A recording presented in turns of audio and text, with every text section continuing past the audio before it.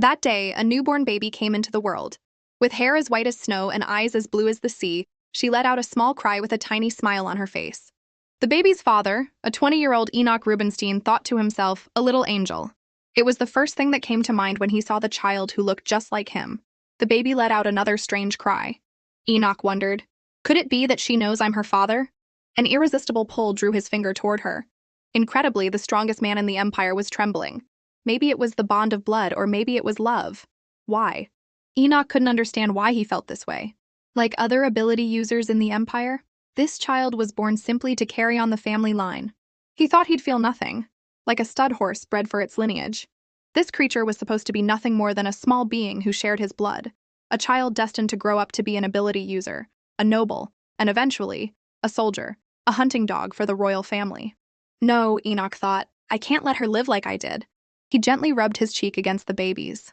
In the dark of night, surrounded by the aftermath of a battle, Enoch held his daughter tight.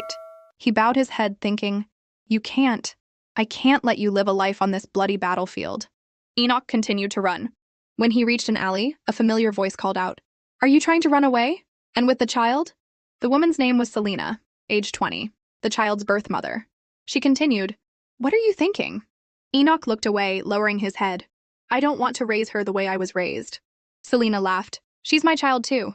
Enoch looked at the baby in his arms, hesitated for a moment, then suggested, Then let's leave together. Selena's expression hardened instantly. A second later, she burst into laughter. Ha ha ha, I never thought you'd be so reckless. She went on, We were born to die as ability users and nobles of the Empire. This child is no exception. Still, I get how you feel.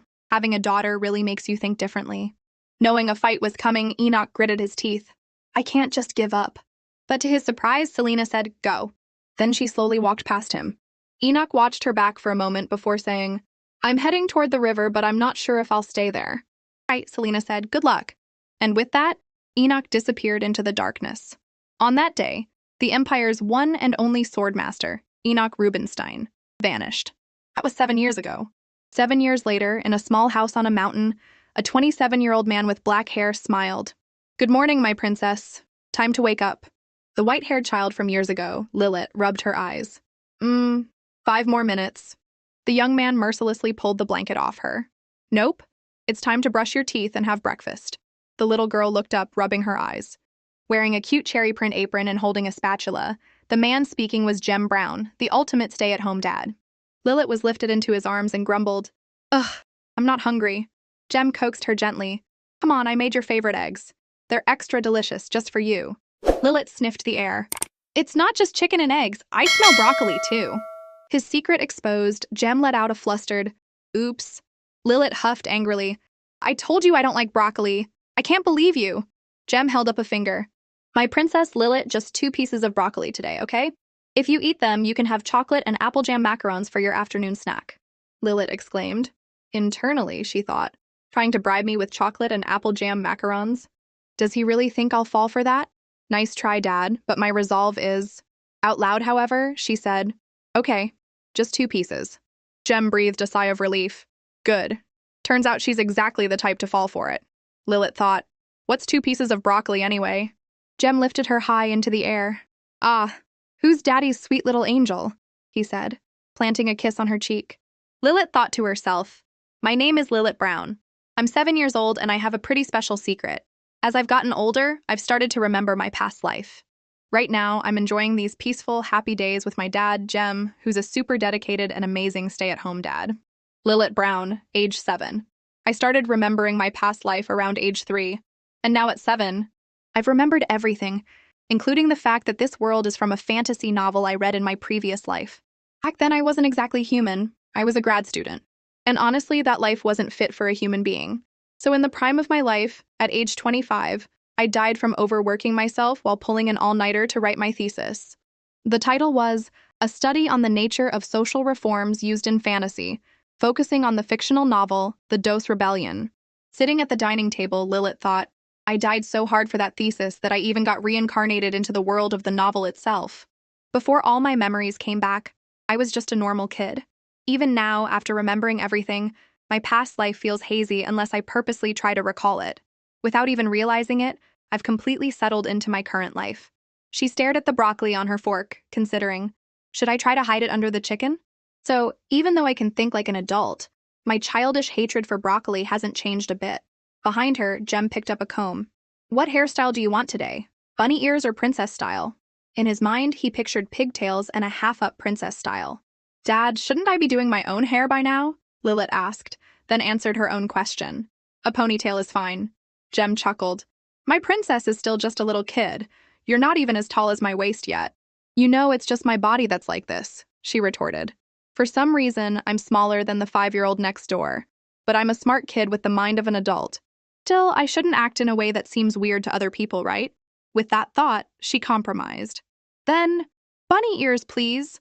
Bunny ears. Great choice, Jem said excitedly. After styling her hair, Jem couldn't help but admire his work. Oh, you're so cute. Whose little girl is this pretty, Don't kiss me, Lilith grumbled. After a moment of teasing, Jem hugged her. All right, princess. Daddy has to go to the market today, so I need you to play at the neighbor's house. I'll let Aunt Sue know. Why? Lilith asked, surprised. Can't I go with you? Jem stood up. Not for now. There have been some scary soldiers walking around lately. But that has nothing to do with me, she argued. I don't have any powers. Not even a tiny little ant-sized bit. Still, no, it's too dangerous, Jem said, his mind made up. Hearing this, Lilith sulked, poking at her food with her fork. The scary soldiers my dad mentioned are elite troops from the Empire's Royal Army. They've come all the way to this rural area, hundreds of miles from the capital. The Imperial Army often comes here searching for ability users. In the world of the Doe's Rebellion, where I was reborn, people are divided into two groups. Those who can use magic, called ability users, and those who can't, called non-ability users. Ability users get to live as nobles and receive special treatment, but there's a strict class pyramid where individuals are ranked based on their power. Wars break out frequently, and ability users are often sent to the front lines. In this story, even the main characters get killed off brutally. Normal, non-ability users don't even get to be side characters. My dad and I are people like that. Normal brown hair and brown eyes. I hope she eats her broccoli, Jem mumbled. Even his name is common James Brown, Lilith continued to think. He's clearly an extra. She held up her fork with a piece of broccoli on it. But I kind of like it, you know? Being born normal is a huge blessing, isn't it? Huh? What do you mean?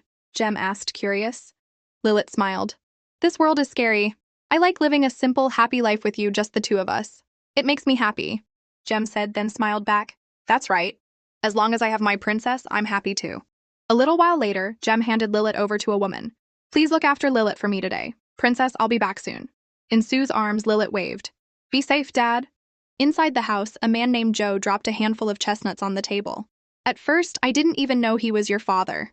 A young man just suddenly showed up in our mountain village, living quietly without saying a word to anyone, like he was carrying some kind of story. Sue chimed in. Then one night, your dad came looking for us, pale as a ghost holding a newborn baby. That baby was you, Lilith. At the time, Jem had said, I'm sure she's not sick, but she won't eat. She must be so hungry, but every time I try to give her milk, she just screams and cries. Sue took the infant Lilith. Let me see. Oh, I see now. Ha ha ha. The poor thing is suffering. Come on inside. Once they were inside, Sue brought out a bowl of porridge. This is baby food. I mashed up some apples and bananas and mixed them with infant cereal. She should be able to eat this now. Jem took the bowl and offered a spoonful to Lilith. Even though the baby was over 5 months old, she had only ever had formula. She must have been sick of it, staging her own little hunger strike. Joe added, after that, he became a really kind person. Like, he'd bring over a pile of wood and say, I gathered some extra wood. Here's some for you. Joe had been surprised. Oh, wow, thank you. And every time your aunt and I appeared in the distance, he'd run out to greet us, he continued. Sue smiled. He must have been so flustered being a first-time dad. After that day, he was always asking for help and learning everything he could. After hearing the story, Lilith thought, my dad, the stay-at-home dad, was like that. Suddenly, Joe exclaimed, win this time, kiddo! He laid his cards on the table. A flush, ha! Lilith grabbed his hand as he reached for the chestnuts. Wait a minute. Heh. Full house. She climbed onto her chair. Let's play again tomorrow. I'm always up for a challenge. Sue giggled behind her hand. Joe put a hand to his forehead. Oh, a full house? A little later, Lilith said, thank you, Aunt Sue and Uncle Joe. I had a lot of fun today. She turned back. Auntie, you should head home. I'm going to do the laundry. What? Why would you do laundry? Just leave it, Sue said, surprised. I'll do it so Dad doesn't have to when he gets back from the market, Lilith replied. Sue cooed. Oh, Lilith, you have a heart of gold, you little angel. Well then, I'll do it before I go. This is the laundry basket, right? Seeing her reach for the basket, Lilith quickly backed away. Ah, you can't. Dad's underwear is in here. Oh, my, Sue said, flustered. A cool breeze blew as Lilith skipped along. Dad doesn't like it when I secretly do the laundry, but I do it anyway, she thought. In my past life, I was an orphan. The only memory I have of a kind guardian is my current father. Even though he was young, he took care of me all by himself, changing my diapers, feeding me, bathing me, and everything else. Day by day, the importance of having him by my side since I was little, the bond we formed, means so much to me. I'm going to grow up fast and repay him with my filial piety, she vowed. Sitting by the stream, washing clothes, Lilith thought, the life of an extra is so peaceful. I wish every day could be like this. Even though in this world I'm a non-ability user, not even considered a person, and my life is a bit poor, it's nothing compared to my last one. Once a better world is established, I'll just enjoy a good life. Compared to my old life, nothing is better than this. Reincarnation is great. Suddenly, she heard a strange noise. Lilith turned her head. Huh? Are those hoofbeats in the village? A squadron of knights came into view. The lead horse neighed. Lilith looked up as the knights stopped right in front of her. The Imperial crest. This is the Imperial army. Blue capes. Are they the Empire's Dos rank holy knights? The lead knight was Asen, a man of great renown. After a single glance, he gave a direct order. Seize the child! Lilith was snatched up and a glowing rod was pressed against her chest. It hurts, she yelped. She's an ability user, the knight said. It seems she really is Enoch Rubinstein's daughter. Lilith was handed up to Asen, thinking in shock, me, an ability user? There must be some mistake. One look is all it takes to tell, Asen said. Please let me go, let me go! Lilith struggled frantically. Asen was unmoved. Where is Enoch Rubinstein? Who's that? Lilith asked, confused. Enoch Rubinstein? Why is that name coming up now? The name from the novel, The Dos Rebellion. He's the commander of the Dos Holy Knights, the strongest military force in the story. A Dos rank Holy Knight and a Swordmaster, and a Duke. Also, the strongest character in the story. In his youth, he lost his young daughter because of the royal family, and one day, he sharpened his sword for revenge. At that time, he adopted the other male lead, Chester. He's one of the two main characters. This guy is looking for Enoch Rubinstein and his daughter, so it seems this is before the events of the original story begin. His daughter must still be alive, right? But what does that have to do with me? Never mind. With that thought, she looked up. Over there! Wait, sir, you've made a huge mistake. Oh? Asen asked. First of all, I'm getting dizzy, Lilith stammered. The blood is rushing to my head. Could you put me down? Asen looked at her in silence for a moment. Meanwhile, she was secretly sizing him up. Black hair and blue eyes. I think there was a character who looked like this. But who was it? I'm in a tough spot here. Although she wasn't let go, she was placed on the back of a horse. You're talking about Enoch Rubinstein, the Duke who is also a holy knight and a swordmaster, right? Silver hair and blue eyes? She asked. Asen nodded. Correct. I might look like him because of my silver hair and blue eyes, Lilith said. But my dad's name is Jem Brown, not some Enoch guy. Dad said my hair and eyes are like my mom's, who left a long time ago. Asen smirked. You've been well coached, kid. Lilith huffed in confusion. Just then a voice called out, Lilith! She whipped her head around. Dad! Jem, holding a hoe, demanded aggressively, What are you doing? If you don't want to die, put my daughter down. His words were like a thunderclap. Lilith's eyes went wide. Are you insane? Don't you know who these people are? Speaking disrespectfully to a high-ranking noble is grounds for immediate execution, and you're threatening to kill him? Oh my God, Dad, you've lost it. She frantically clasped her hands together. I'm sorry. My dad can't live without me. I think he's just temporarily lost his mind. If you could forgive him, I'd be forever grateful. As you can see, he's just a random citizen of the Empire. He's a 27-year-old single dad living in a mountain village, struggling to get by gathering wood with his daughter. I'm the one who's sorry. Asen simply tossed her to the knight next to him. She yelped, then pleaded loudly, Don't! Please don't hurt my dad! Asen stepped in front of Jem, glanced at the groceries scattered on the ground, and said, It seems that's not quite true. Why are you here? Jem asked, brandishing the hoe. Let my daughter go. Enoch Rubinstein, Asen said. The Emperor demands your immediate return to service to fulfill your duties. Lilith struggled, cutting in. No, that's not right. I told you my dad's name isn't Enoch, whatever it is. Aeson continued, Jem, it's been 7 years. Isn't it time to stop this? You know better than anyone that under Pavilion's military law, deserters are executed on the spot. Until their whereabouts are confirmed, they are considered fugitives and classified as Class 1 criminals. However, the wise Emperor has shown you respect for your past contributions and your abilities. Despite your violation of military law, no arrest warrant has been issued, and your title and property have not been revoked. Wait a minute, Lilith thought. Why is he saying things I don't understand at all? Asen went on. Until now, all your illegal actions have been overlooked, and we have waited for you. It's time for you to return. To disobey the Emperor's command is to seek death. I will repeat the Emperor's words one more time.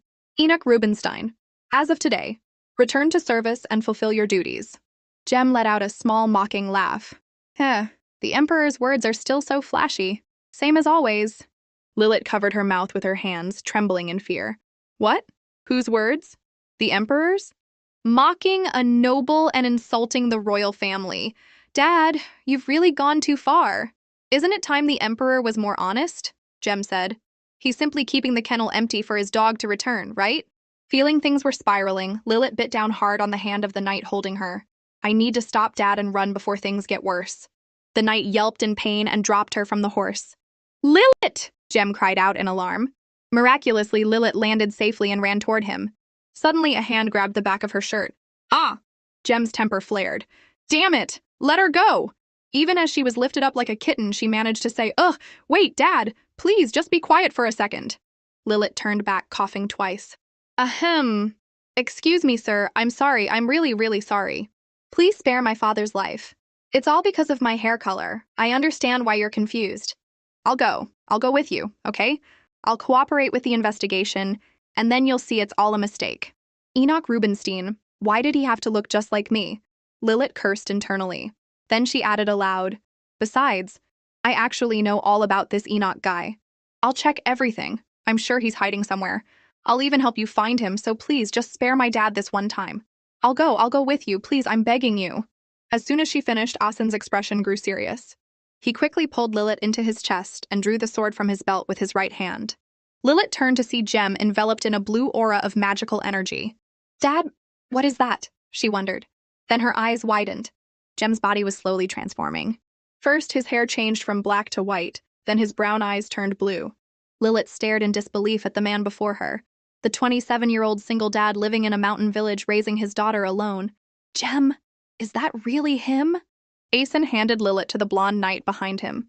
Keep the child safe. Fall back and wait for me. Understood. The blonde knight replied. That's the person he was asking about. This man is just seriously doing his job, Lilith thought. She spoke up timidly. I'm sorry. I just found out about this right now, too.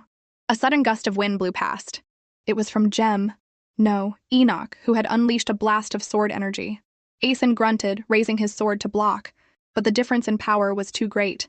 Asen was quickly overwhelmed. Enoch sneered. Disobey and you die? He must find that hilarious. Damn it, Asen muttered through gritted teeth. How do you plan to control me? Huh? Enoch shot out another blast of energy. Asen gripped his sword with both hands to block the attack, letting out a pained grunt. Ugh, how dare you touch my daughter? Enoch asked coldly. Asen clenched his jaw, saying nothing.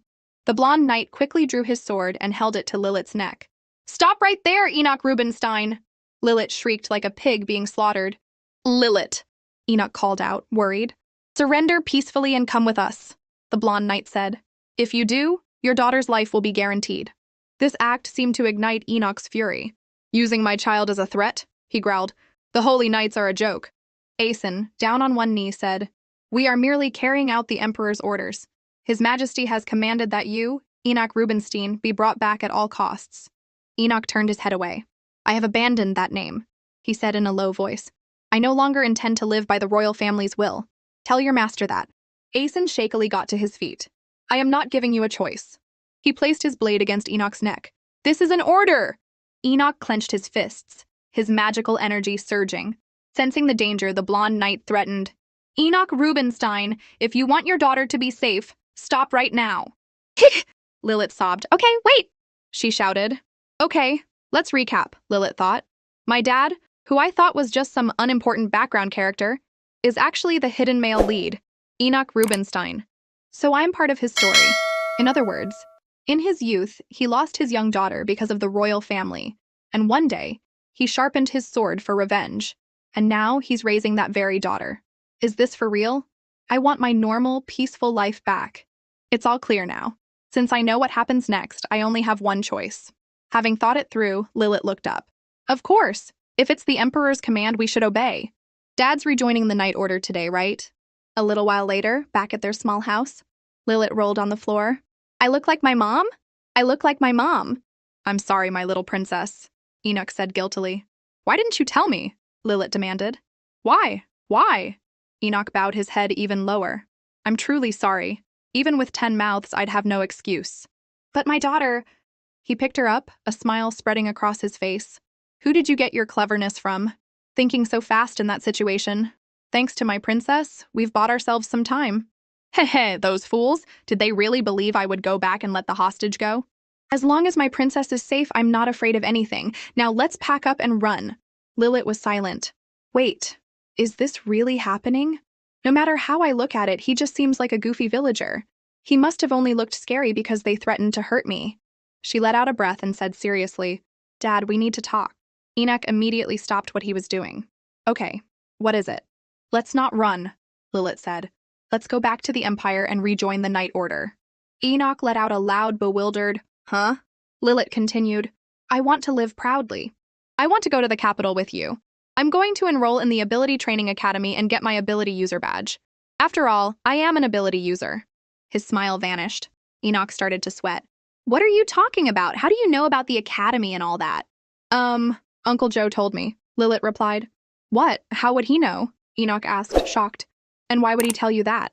What's he thinking, telling a kid something like that? After a barrage of questions, Enoch knelt down and put his hands on Lilith's shoulders. Lilith, listen carefully to what I'm about to say. The truth is, I always knew this day would come. That scary people like them would come looking for us. Lilith nodded. I know. Even knowing that, I ran away. He continued, because I don't want you to grow up as an ability user. The life of an ability user or a noble might seem glamorous, but what you see isn't the whole truth. In the Pavilion Empire, ability users are treated like royalty. Depending on their rank and expertise, they are given titles, vast lands, and countless gold coins. They have the right to command, and others must obey. But these privileges come with duties. They must become the sword, shield, and staff of the Empire, sacrificing their lives to serve as members of the Royal Elite Corps. In a country where every day is a conquest or a monster hunt, the Elite Corps is constantly dispatched to the battlefield. It's no different from being a glorified war slave. Ability users are nobles, warriors, soldiers, and mages who spend almost their entire lives on the battlefield. And the battlefield is a terrifying place. A friend I'd just said hello to that morning would be dead and brought back the same day. As I buried him, I'd wonder who would die tomorrow. And how long would I last? Enoch's voice dropped. Lilith, I'm so scared. I don't want you to live a life like mine. Dad? Lilith's voice trembled. Lilith, the day I first saw you 7 years ago, the moment you were born. That was the day you became my entire world. I can't bear the thought of losing you, Dad, Lilith whispered. I understand you more than anyone, and I want to grant your wish. But if you don't go back, this country will fall apart. That's right, Enoch Rubinstein can't be here. In the original story, Dad returns to the Night Order to avenge his daughter, adopts the male lead, Chester, meticulously plans a coup from within the Night Order, and launches a rebellion in this country. Because in about 10 years from now, all the normal people will die. The royal family will enact a large-scale genocide against non-ability users, a literal genocide against those without magic. The only one who can stop it is Dad. If we run away together now, Dad won't adopt Chester, the main character, or start a rebellion against the royal family. And then everything will fall apart. All the innocent commoners will die. That's right, I can't just live in hiding and watch the country collapse. She looked up. Dad, do you want me to live my life on the run? That's not it, but you said you wanted to live a simple life with me, just the two of us. Lilith turned her head and pouted. Well, I changed my mind. What do you mean? Enoch asked, stunned. Ability users are nobles, right? Lilith explained. And I'm your daughter, so that makes me a super powerful noble, right? I could eat macarons every day, wear pretty dresses and bows, right? If that's the case, she thought, I should use my past life memories to speed things up. Find Chester sooner and help ensure the rebellion succeeds. She finished with, I want to be a noble. I want to be a real princess. When we go back, you won't have to work so hard chopping wood and selling it at the market, and I won't have to wait for you to come home all the time. Also, I won't have to do laundry. At that, Enoch dropped to his knees. He looked at her with an incredibly worried expression. I told you that you don't have to do the laundry, but you keep doing it anyway. His words seemed to set Lilith off. She flared up, shouting, Dad, I'm sorry. I don't want to be like this. Why didn't you tell me? Why? Seeing his daughter's intense reaction, Enoch grew even more flustered. Lilith, he said softly. But she didn't respond, continuing her questioning. Why don't you want me to live as an ability user? What if I want to live as an ability user, as a noble? You didn't even bother to ask me what I think. After saying this, Lilith felt a wave of indignation and her eyes welled with tears. This made Enoch even more frantic, unsure how to comfort her. Oh, princess. As soon as he said it, Lilith burst into tears. I don't want you to be the only one who calls me that. I want to be a real princess. I'm not your daughter. Her words hit Enoch like a lightning bolt. He froze, stammering, What? What did you just say? Lilith's emotions were still running high.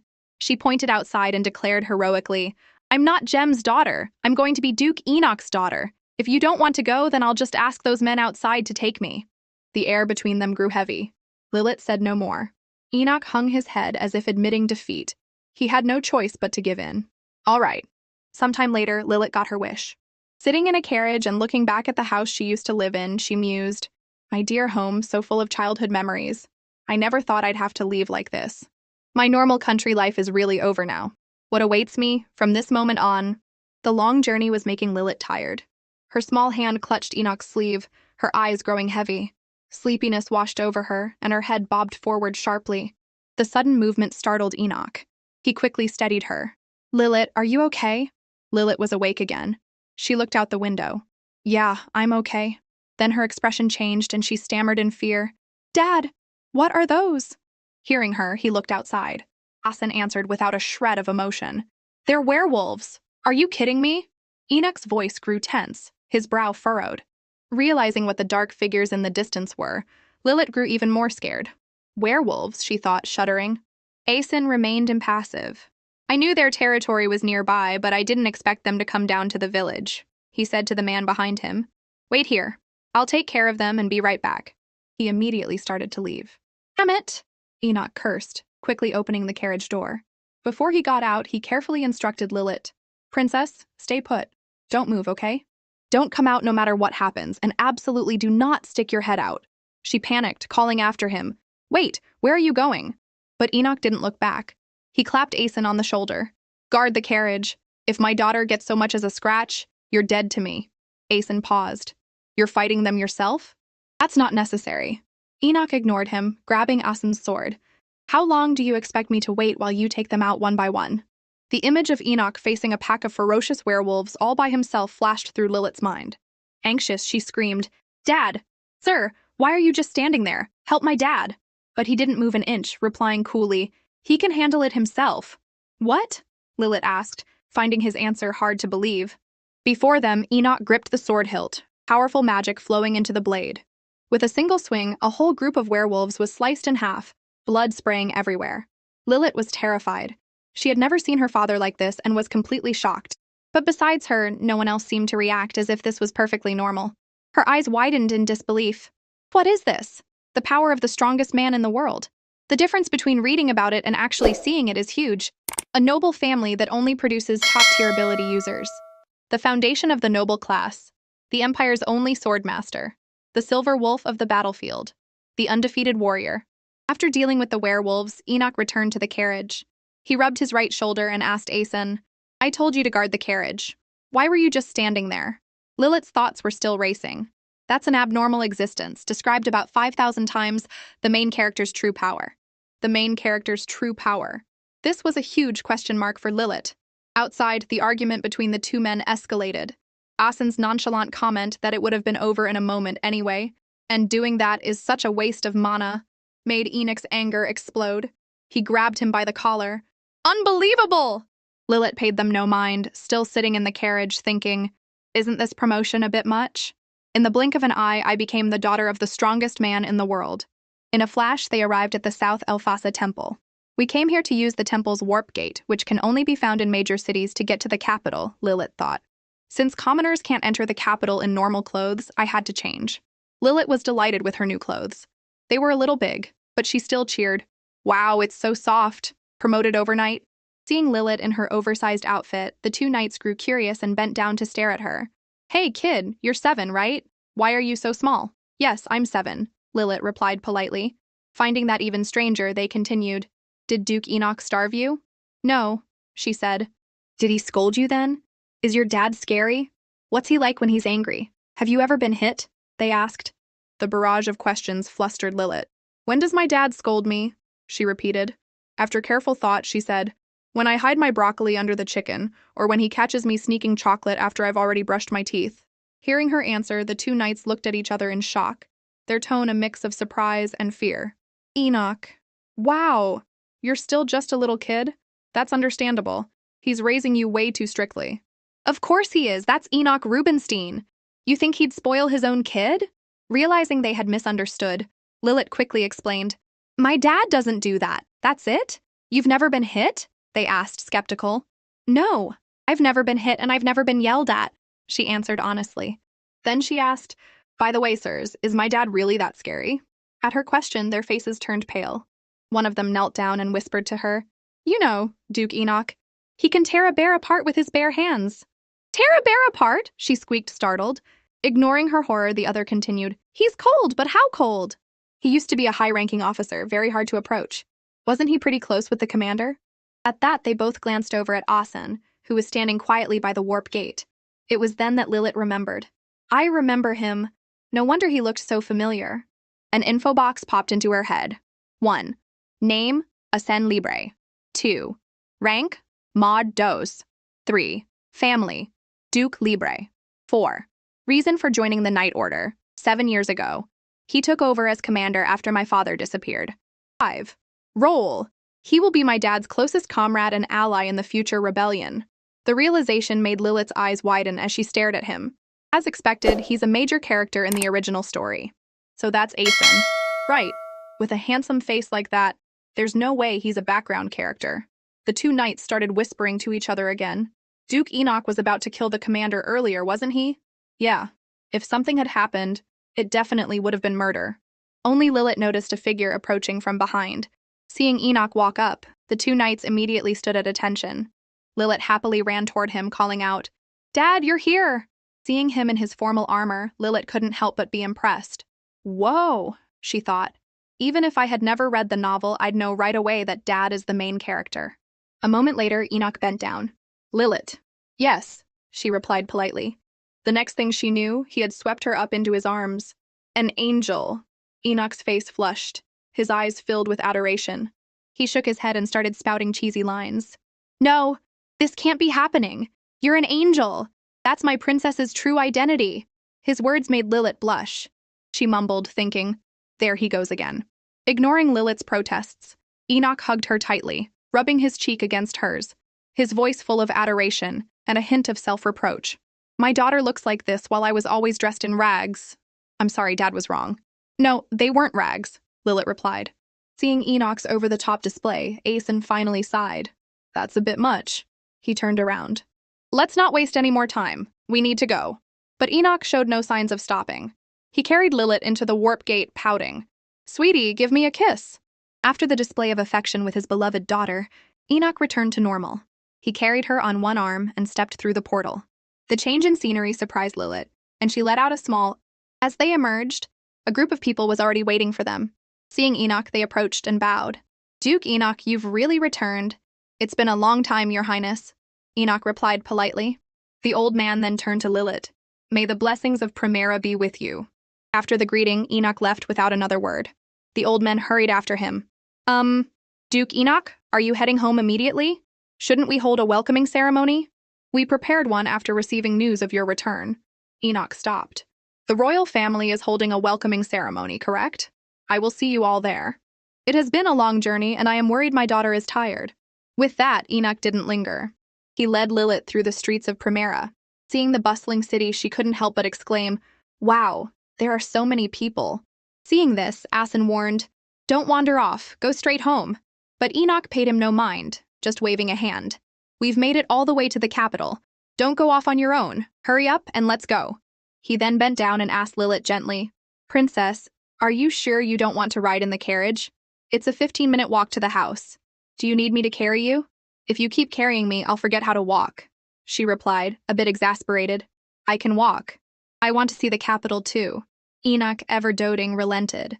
But if your feet start to hurt, tell me right away. I will, Lilith replied obediently. With her goal achieved, Lilith got down to business. Her expression turned serious. Okay, let's begin. I need to focus. The main character no longer needs to think about avenging his daughter. Enoch Rubinstein, I made a huge mistake by messing up the opportunity for the story to start. To fix it, I need to follow the original plot from now on, no matter what. The first thing I need to do is, just as she was thinking, she saw a person kneel before Enoch, saying loudly, Greetings, Sir Knight. Glory and blessings of Primera. Enoch, unfazed, simply replied, That's enough. Thank you very much, sir. Glory to Primera, the person said again. All right, Enoch replied, leading Lilith away. Lilith glanced back curiously. I knew this would happen, but this is a bit much. What kind of country is this where people have to kneel when greeting someone? If this world didn't have such an outrageous disregard for human rights, the main character wouldn't have needed to start a rebellion, and I wouldn't have had a topic for my thesis. So, the first thing I need to do is find the other main character, Chester, and make sure he meets Dad. Dad can't start a rebellion in this rotten empire by himself. He needs Chester's help. Chester Rubinstein 1. Rank, DOS 2. Position, Swordmaster of the DOS Magic Knight Brigade. 3. Former name, Chester Onyx. Son of a magic appraiser. 4. Role, in the story, he is one of the strongest characters along with Enoch Rubinstein, among the top tier. 5. Personality, seems slow on the uptake but has issues with the current state of affairs. 6. Background. Originally the illegitimate son of a noble, he lived a life of bullying but was coincidentally noticed and adopted by Enoch Rubinstein. Lilith put a hand to her forehead. What exactly was that coincidental event? Their first meeting wasn't mentioned in the book, so I don't know how they met. And since Dad's daughter is still alive, he probably won't pay any attention to Chester. Therefore, I need to orchestrate a meeting between them. It's like finding a needle in a haystack. The thought was a bit discouraging. She sighed, then looked up at Enoch. Seeing him staring intently into a dark alley, she asked, Dad, what's wrong? Is something over there? Her voice snapped Enoch back to reality. He looked down at her. No, it's nothing. Looks like a fight. Anyway, the security forces are on patrol, so we don't need to worry. Let's go, Princess. Hearing that, Lilith put on a righteous expression. Someone's fighting? We should stop them, shouldn't we? He had to kneel down and pat her head. That's true, but I don't want my princess in any danger, don't worry. Lilith said quickly. You should go, okay? You're really strong, so it'll be fine, right? At his daughter's words, Enoch smiled gently. I suppose so. He took her hand and led her into the alley. Seeing the kids, Lilith let out a small. Hearing someone approach, the boys quickly stopped and looked behind them. Aren't they just kids? She thought. What are you two doing? She asked them. The victim, a boy with black hair and red eyes, looked up doubtfully. Seeing them, Lilith got angry. She was a little intimidated, but still snapped. You little brats. Seeing Enoch, the two boys ran over in fear and knelt on the ground, their voices trembling. Sir, greetings. Glory and blessings of Primera. After they finished, Enoch gave a slight wave of his hand. All right. Then he began to inquire. What's going on here? Startled, they glanced at Chester sitting behind them and answered, we apologize for the noise. That commoner kid didn't greet me, so I... Before the blonde boy could finish, Lilith cut in, furious. You hit someone because they didn't greet you? And he's just a kid. The blonde boy, seeing the clothes Lilith was wearing, hesitated. Miss, I'm an Octava. Oh, Lilith said, surprised. In this world, Octava was the 4th of 6 ranks among ability users. Then she continued to challenge him. You think you can just hit people like that because you're an ability user? The two boys looked at each other. The red-haired one frowned. Can you hit people like that? Yeah, of course you can. The other replied. Enoch showed no expression as he listened to their conversation. He just said in a low voice, Stop causing trouble and leave. The two boys shot to their feet, nervously repeating the familiar phrase, Yes, yes, sir, for the greatest glory of Primera. But before they could finish, Enoch lowered his eyes and told them to go. The two boys scrambled away, not forgetting to say, Yes, yes, sir, as they left. Watching them run, Lilith was very dissatisfied. A rebellion is definitely necessary, Dad, she thought. Then she unconsciously murmured, "Life in the Empire is so wonderful." Hearing her, Enoch knelt down, gently stroking her head. "My little princess, do you know?" But before he could finish, Lilith cut him off. "Wait a second." She ran over to Chester. "Are you okay?" Seeing his bruised and bloody face, she panicked. "Oh, blood." She knelt down, kindly offering her handkerchief. "Here, wipe off the blood first." But he slapped her hand away, his expression filled with disgust. He used enough force to make Lilith cry out in pain and surprise. But instead of blaming him, Lilith quickly apologized. Sorry for suddenly touching you. I'll just leave the handkerchief here." She gently placed it on his leg. This close, Lilith could see his face clearly. I know he just got beat up, so it's bad to think this, but isn't he way too handsome?" After a moment of admiration, she remembered something and clapped a hand over her mouth to stop herself from screaming. Wait, black hair and red eyes? If this is really a novel world, there's an absolute rule. A background character is never this good-looking. If that's the case, then this kid must be Chester. The thought made her unusually excited. She moved closer to him. "What's your name?" By now, Enoch had joined them. He reached out a hand to help the boy up. "Kid, are you hurt? Can you stand?" But Chester didn't respond to their kindness.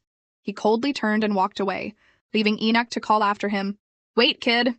Just as he was about to pat Chester on the head, the boy quickly dodged and swatted his hand away, his face showing clear disgust. Lilith quickly moved to follow him. "Hey, wait a minute." But Enoch stopped her. "Lilith." He then bent down and explained gently. "That's how it is, my princess. A lot of people don't like nobles." She nodded obediently, feigning understanding. "Oh, okay." Enoch watched Chester's retreating back. "That child seems uncomfortable. Let's leave it at that for now."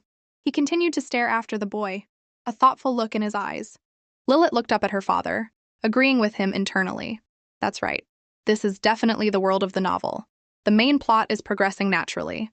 This must be the first meeting between the two main characters, the one described as coincidental. With that thought, the two of them continued on their way home. "Let's go, princess," Enoch said softly. "Okay," Lilith replied obediently. On the way, she called out, "Dad, yes, my princess, what is it?" He answered dotingly, "Can I be friends with anyone I want?" "What do you mean?" Enoch asked, confused. She looked down, her face sad. "I'm a noble. So does that mean I can't be friends with commoners?" Understanding her feelings, Enoch squeezed her hand. "That's not true, Lilith. It doesn't matter if someone is a noble, a commoner, an ability user, or a non-ability user. As long as you're happy, you can be friends with anyone." At that, Lilith's spirits lifted. "Really?" she chirped. "Of course," Enoch smiled. Lilith then looked around. "That boy from before, I wonder where he went. I don't know why, but I'm still worried and keep thinking about him." "You're that curious about someone you just met?" Enoch asked. Lilith's eyes crinkled in a smile. "Yes, I think I want to be his friend. Dad, can you help me find him? I'm curious if his wounds got treated, and I want to talk to him." Hearing the tone in his daughter's voice, Enoch scratched his head and chuckled. Haha. He then picked her up, a wide smile on his face. "I've given birth to an angel. You'll help me find him?" Lilith asked, double-checking. "Yes, of course," Enoch said, hugging her. "Of course we should. Have I ever said no to you, my princess?" Delighted that he had so easily agreed, Lilith threw her arms around him. "Yay, you're the best, Dad, thank you." But then a new worry surfaced. If the original story is still on track, then Chester is at Marquis Onyx's house right now. "I know where he is. So just wait for me, Chester. I'll find you as soon as I can." As night fell, loud arguments echoed through the Marquis Onyx's mansion. "Jonathan, have you lost your mind? What do you plan to do? Just throw that child away?" And the child they were talking about was none other than Chester. "I can't stand having that brat in this house," Jonathan shot back. "Silence!" the Marquis yelled. "What do you want me to do, huh? If we carelessly abandon him, what happens if he gets caught in a random ability user check?" He gritted his teeth, his voice filled with rage. "If they find out he's an ability user, they'll investigate his lineage. It's only a matter of time before they discover he has my blood. Then I won't just be the father of an illegitimate child, but one who threw him away like trash." This only made Jonathan angrier. "You're not planning on announcing the existence of that bastard to the whole world, are you? That's why we're going to lock him up and raise him in secret," the Marquis replied. "Then just kill him without anyone knowing," Jonathan shot back immediately. "Can't stand breathing the same air as him." At that, the Marquis fell silent. He frowned at his son, then coldly turned to leave. Before he left, he warned, Don't you try anything like that. I won't interfere in any other matter. Ignored by his father, Jonathan's hatred for Chester grew. He grabbed Chester by the collar, pulling it tight. You filthy brat! Knowing he was about to be hit, Chester resigned himself to his fate, his eyes half closed. His movements are getting slower. Do I really have powers? Because I'm the son of an ability user? He closed his eyes, letting everything go dark. I'm so tired. I just want it all to be over. Much later, Chester was alone in the stuffy, dark room. He coughed a few times, the depressing thoughts returning. It would be so much easier to die. But am I just too scared? Chester slowly pulled the clean handkerchief from his pocket. The image of a tiny figure and a gentle voice appeared in his mind. Sorry for suddenly touching you. I'll just leave the handkerchief here. He lay there, staring at the handkerchief in his hand. That noble girl's handkerchief? Why did I even take it? I just want to die. Meanwhile, on Lilith's side, her jaw dropped in astonishment. Before her stood an enormous mansion. She couldn't help but exclaim, "It's so big." As Enoch reached for the bell pull, Lilith stopped him. Ah, Dad, wait a second, What's wrong? He asked, turning. Lilith clasped her hands together, trembling. I need to mentally prepare myself. Enoch laughed. Haha, come on. There's nothing to be nervous about, my little princess. You're not nervous? Lilith thought, worried. It's been 7 years since you last saw your family. Just then, a group of people ran out. The butler in the lead saw Enoch and cried out, Young master! Young master, you've really returned. Hello, Dem, it's been a while, Enoch said. Seeing Lilith, the butler gasped, Oh my heavens! This must be the young master's daughter. Oh, I can't believe it! Lilith stepped forward and did a small curtsy. Hello, my name is Lilith. The butler let out a small ah of delight, then bowed his head. It is a pleasure to meet you, Lady Lilith. My name is Remina Santos. Please just call me Dem. Two maids, seeing how cute Lilith was, cooed, Oh, she looks just like a little angel. And she looks exactly like the young master. So adorable. Are we all just going to stand out here forever? Enoch asked. The butler snapped back to reality. Oh my, where are my manners? My deepest apologies, young master and Lady Lilith. In all my 50 years, I have never experienced a moment so moving. Enoch took Lilith's hand and led her inside. Don't be so dramatic. We heard the Holy Knights had received a royal order to bring you back, young master, but honestly, none of us, not even the master of the house, held out much hope, the butler said. Enoch smiled. He'll probably be shocked to see me. Of course, he will be overjoyed, the butler replied. Lilith was nervous. My dad's dad. Every time he appears, his presence is overwhelming. Nordic Rubinstein is a true noble. Like my father, my grandfather is a dose-rank ability user. When I read about him, his pride practically jumped off the page. In the original story, he was very kind to Chester, pretending not to care while secretly arranging things from the shadows. I hope he's that kind to me, but that's probably asking for too much. Ah, by the way, the young Mistress Aya is also here, the butler added. My sister? Enoch asked, surprised. Yes, young Mistress Aya believed you would return. She has been staying with the young masters for the past 2 weeks. I knew Dad had a sister, but she was never mentioned in the story, so this is the first time I'm hearing her name, Lilith mused. This is really happening. As they reached the main doors, the butler said, I will inform the kitchen to prepare a feast, the grandest feast we have ever had. How exciting! When the doors opened, Lilith's jaw dropped again. Her eyes were met with opulent furnishings and an incredibly spacious room. Wow, it's a palace, she thought. As they walked, Lilith looked around, wondering, is that real gold? It has to be real gold, right? Is something wrong, princess? Enoch asked. Ah, no, nothing, Lilith replied with a smile. She thought Jem Brown wasn't just hiding his power, but also his wealth. Isn't Dad being a little too confident just marching in like this? I'm so nervous, help. Lilith quickly tugged on her father's sleeve. Dad, wait! Before her stood her grandfather and her father's sister, Aya. Oh my God, Enoch! Aya gasped. I'm back, father, Enoch said with a smile. Lilith covered her mouth. His presence is no joke. How terrifying. Nordic shot to his feet. He strode toward them, his voice low. You've gotten a lot older, father. It's heartbreaking, Enoch said. Nordic raised his cane high in the air. You little brat, father. There's a child here, Aya cried out. Lilith was so scared she felt like she was about to cry. Nordic turned to Lilith. Is that your daughter? What do you mean, that? Enoch said, annoyed. She is my princess. Nordic frowned. You raised her by yourself for 7 years without a single word to your family about whether you were alive or dead. Of course, Lilith thought. He probably thinks I'm the one who kept his son away for 7 years. If I were him, I'd hate me too. Right, I should have expected this reaction. Lilith, don't get discouraged, you idiot. It's only natural. It's normal. I don't want to be hated. Still, her voice trembled. I'm sorry. Princess Lilith. Why is my princess apologizing? Enoch said. He then turned to his father. Father, please try to look more approachable. You're scaring my little princess. Silence, Nordic snapped. Lilith looked at him nervously. Is he really going to hit me? She squeezed her eyes shut, bracing for what was to come. But contrary to what she expected, Nordic knelt down, placed his hands on her shoulders, and then gently pinched her cheek. This left Lilith bewildered. What's happening? Witnessing this, Enoch cleared his throat. Is Grandpa pinching my cheek? Lilith wondered. Then she said, Grandpa, I'm Lilith. I'm 7 years old. It's nice to meet you, Grandpa. Nordic pulled her into a hug. That's right. I'm your grandfather. Later, Aya took Lilith to get acquainted with the place. Lilith, I'll introduce you to your cousins, she said gently. My cousins? Lilith asked. I have 2 sons, twins actually. They can be a little mischievous and they worry me, but they're good kids. As they walked, she talked about her sons. They've always wanted a little sister, so I'm sure they'll love you. Hearing this, Lilith suddenly remembered. Right. If they're my aunt's sons, then they must be the Anne Chase heirs, the twin successors of the Duke and Chase family. They're Enoch Rubinstein's nephews. One of them will become a holy knight, and the other a magic swordmaster. They arrived at a door. Before going in, Aya said, Our Theo is a bit frail, though, so I worry about him. Oh, is that so? Lilith replied. Aya pushed the door open. Boys, look who's here, she called out cheerfully. A sad look crossed Lilith's eyes. In this novel, so many characters die, and both of them are among the fallen. From what I know, the twins are some of the few people that Chester, Dad's adopted son, truly opens up to. So when the 2 of them, whom he saw as brothers, sacrificed themselves, Chester nearly lost his mind. She quickly pushed the thought away. Anyway,